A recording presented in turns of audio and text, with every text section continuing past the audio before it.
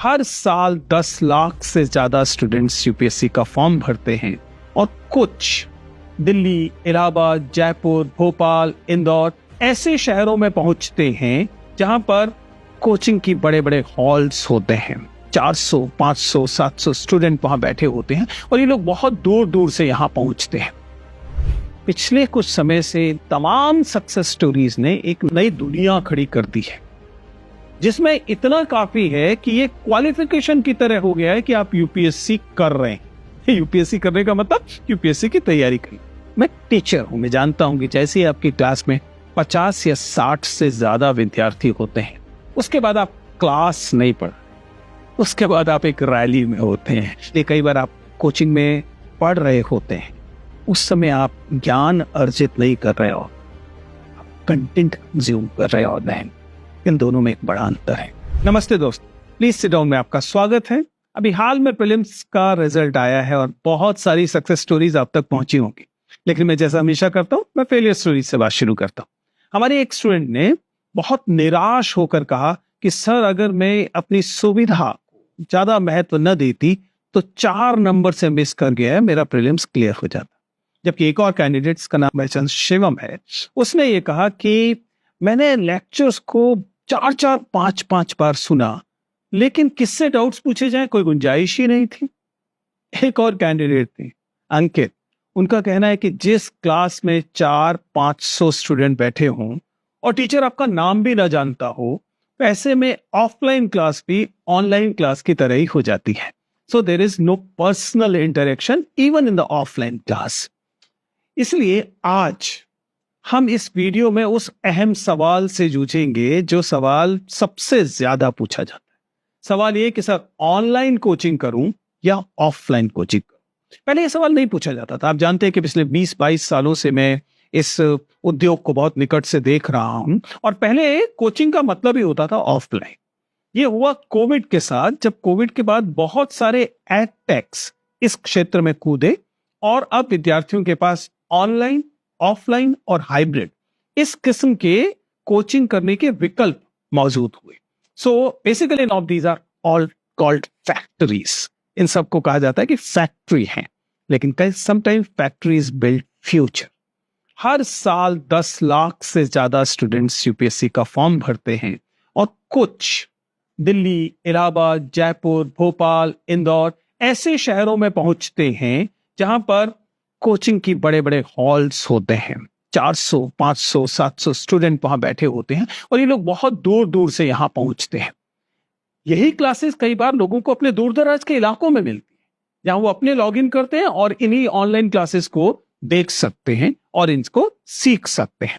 लेकिन सवाल फिर भी यही रह जाता है कि हर एक के मन में ये सवाल है कि मैं सही तरीके से तैयारी कर रहा हूं या नहीं, क्योंकि प्रिपरेशन जो है वह अंततः तय करेगी कि उस पीडीएफ में आपका नाम होता है कि नहीं। आपके तमाम संघर्ष, आप किन किन जगहों से आए, आपकी जाति क्या थी, आपका धर्म क्या था, आपके पास पैसा था या नहीं था, तमाम चीजें अंततः इस चीज पे पहुंच जाएंगी कि इनके कारण आपकी तैयारी कैसी हुई, और यही तैयारी तय करेगी कि आप सफल हुए कि आप छोड़ देंगे। और ऐसे में ये जो ऑनलाइन ऑफलाइन के बीच का द्वंद्व है, ये बहुत महत्वपूर्ण हो जाता है। हर साल ये जो लाखों लोग शामिल होते हैं, वे इसी सवाल से शुरू करते हैं, ऑनलाइन या ऑफलाइन। तो जानते हैं कि यूपीएससी कोचिंग, अभी हम लोग वनडे एग्जाम की बात नहीं कर रहे, अभी हम अन्य परीक्षाओं की बात नहीं कर रहे, अभी हम केवल ये बात करें कि यूपीएससी और जो पीसीएस एग्जामिनेशंस हैं, उनके लिए ऑनलाइन बेटर है या ऑफलाइन बेटर है। तो जब ये इस प्रिपरेशन की बात करते हैं तो सबसे पहले क्या होता है कि मामला केवल मोड का नहीं है, ये एक सेंस में इससे जो पैदा हुई एम्बिशंस हैं, महत्वाकांक्षाएं हैं और जो एंजाइटीज हैं, उनके बीच का एक टकराव भी है। हमेशा जब आप एक रास्ते को अपना चुके होंगे, लगातार इस भ्रम में रहेंगे कि कहीं ऐसा तो नहीं कि दूसरा वाला रास्ता बेहतर होगा। जरा सोच कर देखिए कि कोई व्यक्ति जो कि ऑफलाइन कोचिंग के लिए किसी मेट्रोपॉलिटन में पहुंचता है, वह जानता है कि इसमें उसने घर वालों के बहुत सारे संसाधन लगाए हैं। हो सकता है कभी कर्जा लिया गया हो, या हो सकता है कि लोगों ने कुछ अपनी एसेट्स को बेचा हो या किसी और सपने को मारा हो और आपको इस बड़े शहर के लिए भेजा हो। आपके दिमाग में लगातार ये तनाव रहेगा कि कहीं ऐसा तो नहीं कि मैं घर बैठकर ही ऑनलाइन तैयारी कर लेता और सेम रिजल्ट या बेटर रिजल्ट ला रहा होता, और ये जो तमाम रिसोर्सेज खर्च हुए हैं, पैसा खर्च हुआ है, और घर से दूर रहने का तनाव भी होता है। आपको अपने खाने का ध्यान रखना है, अपने स्वास्थ्य का ध्यान रखना है, आपको सुरक्षा का ध्यान रखना है, तमाम दूसरी चीजें। तो लोगों के दिमाग में क्या रहता है कि हो सकता है कि मैं ऑफलाइन कर रहा हूं लेकिन ऑनलाइन बेटर होता। पर जैसा कहा जाता है कि थाली का लड्डू हमेशा दूसरे का अच्छा लगता है, जो लोग ऑनलाइन करते हैं उन्हें भी लगातार इसी किस्म के जो संशय हैं उनसे गुजरना पड़ता है। संशय क्या है? संशय ये कि कहीं ऐसा तो नहीं कि जो ऑफलाइन तैयारी है, जो बड़े शहरों में हो रही तैयारी है, उसका जो इकोसिस्टम है, वहां जो पीयर प्रेशर है, वहां पर जो एक दूसरे से सीखने की गुंजाइश है, वहां पर जो दोस्त और माहौल है, वह तैयारी के लिए बेहतर हो। क्योंकि यूपीएससी एग्जामिनेशन इतनी से भी गलती की गुंजाइश देता कहां है? It is considered mother of all exams. तो ऐसे में लगातार, क्योंकि ये केवल आपकी सिलेबस की जानकारी का टेस्ट नहीं है, आप जानते हैं it's a test of character. आप इस तनाव को कितना बेहतर तरीके से हैंडल कर पाए, आप ए तरीके से होते या बी तरीके से होते, इससे कितना फर्क पड़ा। और जाहिर है कि फिर जैसा हम हमेशा कहता हूं कि आपके प्रिविलेजेस क्या है, आपके डेप्रिवेशंस क्या है, आपके अभाव क्या है और आपके प्रिविलेजेस क्या है, आप कैसी पृष्ठभूमि से आते हैं, तमाम चीजें मैटर करती हैं और इस एग्जाम को क्वालिफाई कर। लेकिन सच्चाई क्या है? सच्चाई ये है कि इस एग्जाम में तमाम चीजें मैटर करेंगी, इसलिए आपको केवल अपने नॉलेज को नहीं देखना, अपनी स्टेबिलिटी को, स्थिरता को भी देखना है। आप जिस माध्यम में गए वह माध्यम आपके लिए सूट कर रहा था या नहीं कर रहा था, यह इस बात पर भी निर्भर करता है कि जिस माध्यम में गए उसमें आप टिके रह पा रहे हैं अगले 2 साल तक, 2.5 साल तक या नहीं, स्टेबिलिटी बनी हुई है कि नहीं। क्योंकि समझिए, पिछले कुछ समय से तमाम सक्सेस स्टोरीज ने एक नई दुनिया खड़ी कर दी है, जिसमें इतना काफी है कि ये क्वालिफिकेशन की तरह हो गया है कि आप यूपीएससी कर रहे हैं। यूपीएससी करने का मतलब यूपीएससी की तैयारी करना। कोई पूछेगा कि बेटा क्या कर रहे हो, आप कहेंगे यूपीएससी कर रहा हूं। इसके अलावा आपको किसी एक्सप्लेनेशन की जरूरत नहीं है। मानो यही अपने आप में एक क्वालिफिकेशन है, मानो यही अपने आप में कोई तमगा है। आपका बेटा कलेक्टर बनना चाहता है, मानो यही पर्याप्त है। अब इस कारण जाहिर है कि ये कोचिंग वाला सवाल हर एक के मन में आएगा, क्योंकि यूपीएससी की तैयारी अपने आप में अब एक आइडेंटिटी मार्कर होगा। Sometime it is even a fantasy. कई लोग जिनको इस बात का यकीन होता है कि उनका सिलेक्शन नहीं होगा, वे भी इस दौड़ में शामिल रहते हैं। इस पर हमने पहले भी कई बार बात की, उसे देखिए। खैर, फिर से इस बात को समझते हैं, और ये एक सामाजिक बात है। जब हम किसी एग्जामिनेशन को, खासतौर से यूपीएससी जैसे एग्जामिनेशन की बात करते हैं, तो इसका संबंध किससे होता है? इसका संबंध सोशल मोबिलिटी से होता है। मैंने तमाम वीडियोस में, ऑफलाइन बातचीत में इस बात को बार बार दोहराया है कि चूंकि हमारे समाज में सोशल मोबिलिटी के मार्कर, सोशल मोबिलिटी के टूल्स कम होते जा रहे हैं, ये गुंजाइशें कम होती जा रही हैं कि आप अपने से पिछली पीढ़ी, अपने माता पिता की जो पीढ़ी थी, उससे बेहतर कर सके, which is basically social mobility. इस वजह से जो थोड़े बहुत ऐसे अवसर हैं, उनमें प्रतियोगिताएं बहुत बढ़ गई। पहले बहुत सरल बात होती थी, हमारी पीढ़ी में इस बात को मान ही लिया जाता था कि अगर बच्चों को ठीक ठाक पढ़ाई लिखाई करा दी है तो वो अपने माता पिता से कुछ बेहतर कर लेंगे। अब इस बात की गारंटी नहीं रही, क्योंकि हमारे सोशल मोबिलिटी मार्कर्स दरअसल नेगेटिव हो गए। खैर, anyway, coming back to the basic question कि वास्तव में आप जब अगर यूपीएससी या सिविल सर्विसेज की कोचिंग करते हैं, तो वह कोचिंग आपको ऑनलाइन करनी चाहिए या ऑफलाइन करनी चाहिए। ऑफलाइन कोचिंग ऐतिहासिक तौर पर दिल्ली, हैदराबाद, इलाहाबाद जैसे जो पुराने इंस्टीट्यूशंस रहे, पुराने शहर रहे, जहां बहुत सारे सिविल सर्वेंट्स को ने सफलता पाई, वो एक केंद्र की तरह बन गए। और अभी हाल फिलहाल तक, यानी जब तक कोविड ने चोट की है, तब तक यूपीएससी की तैयारी का मतलब यही था कि इन शहरों में जाएं, कोचिंग पूरी करें और इसके बाद आपके सिलेक्शन होने की गुंजाइश बन। कोविड ने क्या किया? कोविड ने इसको एक उद्योग में कन्वर्ट किया। ये अचानक लगभग 1 लाख करोड़ का पूरा उद्योग कहा जाने लगा। 58,000 करोड़ की बात हुई थी और उसके बाद कहा गया कि लगातार 16% से बढ़ेगा और 1,36,000 करोड़ तक पहुंच जाएगा 5-7 साल। तो बहुत तेजी से एक एडटेक बना, जिसकी वजह से इसमें बहुत बड़े पैमाने पर निवेश आया। मैं पूरी कोचिंग इंडस्ट्री की बात कर रहा हूं, केवल यूपीएससी की नहीं। और इस निवेश की वजह से ऐसे एडटेक सामने आए जिन एडटेक्स ने ऑनलाइन वीडियो को, और जाहिर है कि चूंकि इंटरनेट की पेंट्रेशन बढ़ी, इंटरनेट की स्पीड बढ़ी, इसलिए लोगों को लगने लगा कि नहीं, अब ऑनलाइन भी ये काम किया जा सकता है, ये ज्यादा किफायती होगा, इसके लिए लोगों को मूवमेंट की जरूरत कम पड़ेगी। और यही कारण है कि अलग अलग बच्चों की राय इस बारे में बदल गई। जरा इसे समझने की कोशिश करते हैं, जब आप ऑफलाइन कोचिंग करते हैं तो आपको क्या क्या चाहिए होता है। तमाम संसाधन चाहिए, जिस शहर में आप जाएंगे उस शहर में रहने की जगह चाहिए, सुरक्षा चाहिए। मान लीजिए आप एक छात्रा हैं, आपके पेरेंट्स आपको भेजना नहीं चाहेंगे, इस वजह से आप लोग क्या करते हैं, आप इसको लिए ऑनलाइन खोजने की कोशिश करते हैं। और जब ऑनलाइन आप करते हैं तब आपको रियलाइज होता है कि शायद एक इकोसिस्टम गायब हो रहा है। तो ऑनलाइन या ऑफलाइन, क्या ये सही सवाल है? सच्चाई ये है कि शायद ये गलत सवाल है। सवाल ये नहीं है कि ऑनलाइन बेहतर है या ऑफलाइन, सवाल ये है कि आपको किस चीज की जरूरत है कि आप गिव अप ना करें। आप ऑनलाइन में कंसिस्टेंटली 2.5 साल 3 साल दे सकते हैं, या इसके लिए आपको ऑफलाइन की जरूरत पड़ेगी।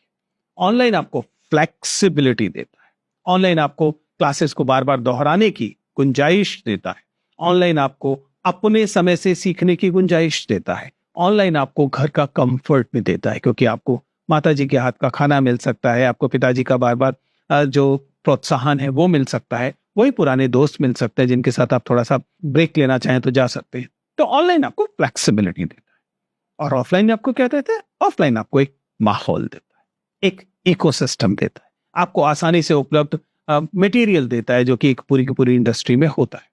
आप सवाल सिर्फ इतना है कि इन दोनों में से कौन सा आपको लगातार कंसिस्टेंटली इसमें बचाए रख सकता है। बहुत सारे लोगों ने प्रीलिम्स के बाद इस बार बार अपनी ऑफलाइन कोचिंग पर सवाल उठाए। उन्होंने ये भी कहा कि सर ऑफलाइन कोचिंग ऑफलाइन है, एक क्लासरूम जिसमें 500 या 700 लोग हैं, मैं टीचर हूं, मैं जानता हूं कि जैसे ही आपकी क्लास में 50 या 60 से ज्यादा विद्यार्थी होते हैं, उसके बाद आप क्लास नहीं पढ़ा रहे, उसके बाद आप एक रैली में होते हैं, उसके बाद आप एक विद्यार्थियों के समूह को समझिए कि पब्लिक स्पीकिंग कर रहे होते हैं। और इसलिए आप पाएंगे कि जो अच्छी पब्लिक स्पीकिंग करने वाले टीचर्स हैं, उनकी छवि अचानक इस बात में बहुत चमकी है, लोग उनसे पसंद करने लगे, क्योंकि ultimately that classroom which has 500-600 students is basically not a classroom. वो क्या हो जाता है, उसमें तो पीछे बैठे वाले बच्चे दरअसल स्क्रीन पर ही वह क्लास देख रहे होते हैं। अगर आप क्लास स्क्रीन पर ही देख रहे हैं, जाहिर है कि आपका नाम आपके शिक्षक नहीं जानते हैं, वो आपसे नहीं पूछ सकते, आप उनसे सवाल नहीं पूछ सकते, आप उनसे कोई क्वेश्चन नहीं दे सकते। आपको फिर एक पीछे से एक पर्ची लिखकर भेजनी पड़ेगी, और वो पर्ची शायद ली जाएगी या नहीं ली जाएगी। लगभग ऐसा तो आप ऑनलाइन में भी कर सकते हैं, स्क्रीन पर देखते हैं और कमेंट्स में आप अपना सवाल उठा सकते हैं। इसलिए ऑनलाइन और ऑफलाइन के बीच का अंतराल हाल के समय में बहुत तेजी से कम हुआ है। दरअसल ऑनलाइन और ऑफलाइन के बीच का अंतर काफी कम हुआ है। तो कुल मिलाकर जो सच्चाई है वो ये है कि उत्तर बाहर नहीं है, उत्तर के लिए आपको अपनी तरह अंदर देखना पड़ेगा, आपके लिए सबसे सुटेबल क्या है। और एक बार आपकी स्ट्रेटेजी के हिसाब से आपने जो तय कर लिया, उसमें स्टिक करने की आपकी गुंजाइश कितनी है। ऑनलाइन चुनिए अगर आपको सॉलिट्यूड से परेशानी नहीं, एकांत आपको पसंद है, आप अकेले, मान लीजिए कोई कोर्स है, वह 1 साल का कोर्स है जिसमें आप हर सप्ताह मान लेते हैं 10 घंटे दे रहे हैं, तो 10 घंटे गुना 52, 520 घंटे स्क्रीन पर पढ़ने का एकांत, इसमें आप सरवाइव कर सकते हैं तो ऑनलाइन चुनिए। अगर आपको फ्लेक्सिबिलिटी की जरूरत है, ऑनलाइन चुनिए। अगर आपके पास संसाधनों की कमी है लेकिन इंटरनेट की स्पीड ठीक ठाक उपलब्ध है, ऑनलाइन चुनिए। आप ऐसे में ऑनलाइन चुन सकते हैं। बेसिक स्ट्रक्चर आपको समझ में आना चाहिए और अपने आप को मोटिवेट कर सकने की क्षमता, आपका मोटिवेशन एक्सटर्नल फैक्टर्स पर नहीं होना चाहिए। लेकिन अगर आप ऑफलाइन के व्यक्ति हैं तो इसका मतलब क्या है कि आपको एक एडिशनल प्रेशर की, पीयर प्रेशर की जरूरत पड़ती है डिसिप्लिन के लिए, रूटीन के लिए। ऐसे में ऑफलाइन आपको ज्यादा सूट करता है। आप फेस टू फेस इंटरेक्शन के लिए तैयार हैं, आपके अंदर वह अर्ज है कि आप बोलें और सवाल पूछें, तो आपको शायद ऑफलाइन का आप चांस ले सकते हैं, बशर्ते वो ऑफलाइन 500-700 स्टूडेंट्स वाला ऑफलाइन ना हो। और आपको उसी समय रियल टाइम फीडबैक चाहिए होता है, डेफर नहीं चाहिए होता है, आपको एक लैग नहीं चाहिए। आपके मन में सवाल आया और आपको उसी समय उत्तर चाहिए, और आपको ऐसा ऑफलाइन अगर मान लीजिए कोई कोचिंग मिल रही है तो आपको वह लेनी चाहिए। Then obviously whether you can afford it और नॉट, आपके पास उतने संसाधन हैं कि नहीं कि आप शहर बदल सकें, उस शहर में जा सकें जिस शहर में यह कोचिंग्स उपलब्ध है, तो उसे आपको देखना पड़ेगा। हमारे सीखने का जो सवाल है वह केवल यह सवाल नहीं है कि हमें क्या उपलब्ध है, हमारे सीखने का सवाल यह भी है कि हम क्या हैं। क्योंकि मैं बार बार कहता रहा हूं कि आपकी सोशल कैटेगरी, आप स्त्री हैं कि पुरुष, आप हिंदी भाषी हैं कि अंग्रेजी भाषी, आप हिंदी स्कूल से पढ़कर आए हैं या स्थानीय भाषाओं के स्कूल से पढ़कर आए हैं या अंग्रेजी माध्यम से पढ़कर आए हैं, आपके पास संसाधनों की स्थिति क्या है, आपके माता पिता क्या करते हैं, उनकी जाति क्या है, उनका धर्म क्या है, ये तमाम श्रेणियां भी निर्धारित करती हैं कि आपको कौन सा शिक्षण अधिगम जो प्रक्रिया है, कौन सी शिक्षण अधिगम प्रक्रिया आपके लिए ज्यादा सूटेबल होगी। इसलिए सिर्फ इस आधार पर फैसला कतई मत लीजिए कि अन्य क्या फैसला ले रहे हैं, क्योंकि आप अन्य नहीं हैं। इस आधार पर भी फैसला मत कीजिए कि किन लोगों ने किन विज्ञापनों को देखकर निर्णय लिए हैं। अपने फैसले स्वतंत्र तौर पर कीजिए, स्वयं कीजिए।